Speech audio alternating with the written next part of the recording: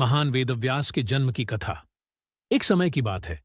यमुना नदी के किनारे एक सुंदर और सरल लड़की सत्यवती रहती थी। सत्यवती एक मछुआरे की बेटी थी और उसके शरीर से मछलियों की तीव्र गंध आती थी, जिसके कारण लोग उससे दूर रहते थे। लेकिन सत्यवती का मन पवित्र और निर्मल था। वह अपने परिवार के साथ नदी में नाव चलाने और मछलियां पकड़ने का काम करती थी।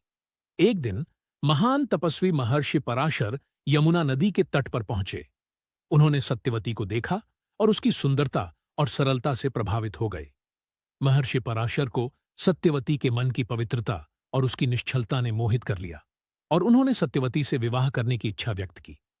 सत्यवती ने कहा, मैं ऐसा नहीं कर सकती। महर्षि पराशर ने सत्यवती को कहा, हे सुंदरी, मेरा मन आज तक किसी भी स्त्री की और कभी भी आकर्षित नहीं हुआ है। मेरा मन मेरे समग्र जीवन काल में आज पहली बार कोई नारी की ओर खींच रहा है, और वो हो तुम।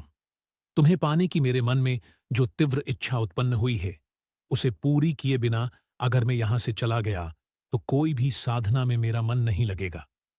इसलिए हे सुंदरी, तुम्हें संपूर्ण रूप से पाने के बिना आगे जाना मेरे लिए संभव नहीं है। सत्यवती ने संकोच से कहा, हे महर्षि, मैं एक साधारण मछुआरे की बेटी हूं।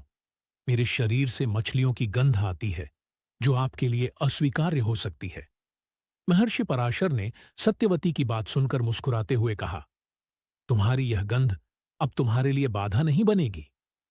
महर्षि पराशर ने अपनी तपस्या के बल से सत्यवती को आशीर्वाद दिया, जिससे उसकी गंध सुगंध में बदल गई। सत्यवती अब केवल बाहरी सुंदरता में ही नहीं, बल्कि भीतर से भी पवित्र और सुगंधित हो गई थी। इसके बाद महर्षि पराशर और सत्यवती के बीच एक पवित्र संबंध बना और कुछ समय बाद सत्यवती ने एक पुत्र को जन्म दिया। वह पुत्र कोई साधारण बालक नहीं था, बल्कि वह आगे चलकर वेदव्यास के नाम से प्रसिद्ध हुआ। वेदव्यास का जन्म एक द्वीप पर हुआ था, इसलिए उन्हें द्वैपायन भी कहा जाता है। वेदव्यास ने बड़े होकर वेदों का विभाजन किया, जिसके कारण उन्हें वेदव्यास के नाम से जाना गया। उन्होंने ही महाभारत की महाकाव्य रचना की, जिसे गणेश जी ने स्वयं अपने हाथों से लिखा। वेदव्यास को हिंदू धर्म में एक महान ऋषि के रूप में पूजा जाता है और उन्हें 18 महापुराणों के रचयिता के रूप में भी सम्मानित किया जाता है।